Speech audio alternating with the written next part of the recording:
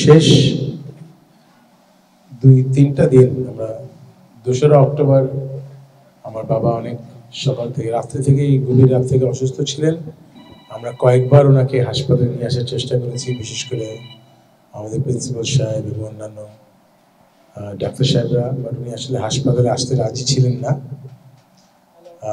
ওনার অবস্থা যখন আমরা দেখলাম যে আসলে একটু খারাপ, তখন আমরা ওনাকে হাসপাতালে নিয়ে আসি এবং এই শেষ কয়েকটা দিন উনি ওনার নিজের প্রতিষ্ঠিত হাসপাতালে চিকিৎসা নিয়েছেন। আমি সমস্ত চিকিৎসকবৃন্দ, নার্সেস, অন্যান্য যারা কর্মকর্তা কর্মচারীবৃন্দ, ওনার কলিগ, সমস্ত যারা এত বছর ধরে ওনার সাথে কাজ করেছেন, ওনার ছাত্রীরা সবাই যে যখন যেভাবে পেরেছে এসেছে, তাকে তার পাশে থেকেছে। আমি আন্তরিকভাবে দুঃখিত, বিশেষ করে ডাক্তার সাহেবদেরকে গত 3টা দিন অনেক কষ্ট করতে হয়েছে, বিকজ বিশ্বজিৎ সাহেব ডাক্তার হিসেবে বাংলাদেশের সেরা, রুগী হিসেবে একটু কঠিন। উনি কিছু ব্যাপারে এমন রেস্ট্রিকশন ডাক্তার সাহেবদেরকে দিয়ে রেখেছিলেন গত 3 দিন চিকিৎসার ব্যাপারে, যে কোনো অ্যাগ্রেসিভ ট্রিটমেন্ট করা যাবে না, সিপিআর দেওয়া যাবে না, রিসাসিটেশন হবে না, লাইফ সাপোর্ট হবে না, চিকিৎসার ব্যাপারেও কোন ওষুধ কতটুকু বেশি করা কিছুতে যাবে না। উনি চেয়েছিলেন একেবারে যত ন্যূনতম, শুধুমাত্র অক্সিজেন ছাড়া উনি আর কোনো কিছু নিতে রাজি হন বিশেষ করে। এখানে আমরা সেভাবে চিকিৎসকদেরকে অনেক কষ্ট করে ওনার সমস্ত ওনার কথার প্রতি সম্মান জানিয়ে ওনারা এভাবে চিকিৎসা করেছেন। এবং গতকাল রাতে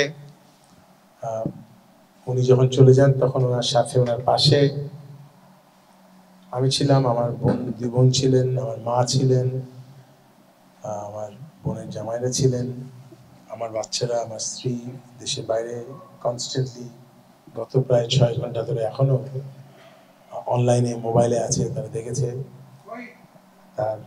আমার বাচ্চারা তার দাদার কানে কানে টেলিফোনে কথা বলেছে, সমস্ত তার ভাই বোন, তার এমনকি আমাদের ছাত্রীরা পর্যন্ত রাত জেগে তার পাশে।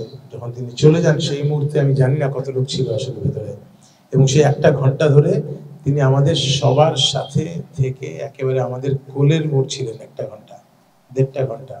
এবং সেখান থেকে তিনি যখন বিদায় নিয়েছেন, আমরা আল্লাহর কাছে, আমি আসলে শুকরিয়া জানাই যে আমি অনেক চলে যাওয়া দেখেছি, অনেক মৃত্যু দেখেছি, এইভাবে আমাদের সবার সাথে থেকে একেবারে মনে যেন কোলে করে আল্লাহ তাআলা নিয়ে গেলেন। আপনারা সবাই, উনি যেহেতু রাজনীতি করতেন, হয়তো রাজনীতির কারণে, রাজনীতির বক্তব্যের কারণে, রাজনীতির সিদ্ধান্তের কারণে যদি কেউ কষ্ট পেয়ে থাকেন, তাকে ক্ষমা করে দিবেন। যারা তাকে চিনেন, যারা কাছে থেকে দেখেছেন, আজকে অন্য কিছু বলার সময় নয়। রাজনীতিবিদ, ডাক্তার কিছু না, মানুষ হিসেবে ডক্টর বদরুদ্দোজা চৌধুরী কেমন ছিলেন, সেই বিবেচনায় আপনারা দয়া করে তাকে ক্ষমা করে দিবেন এবং তার জন্য দোয়া করবেন, এবং তিনি যেন, আল্লাহ তাআলা যেন তাকে শান্তিতে রাখেন।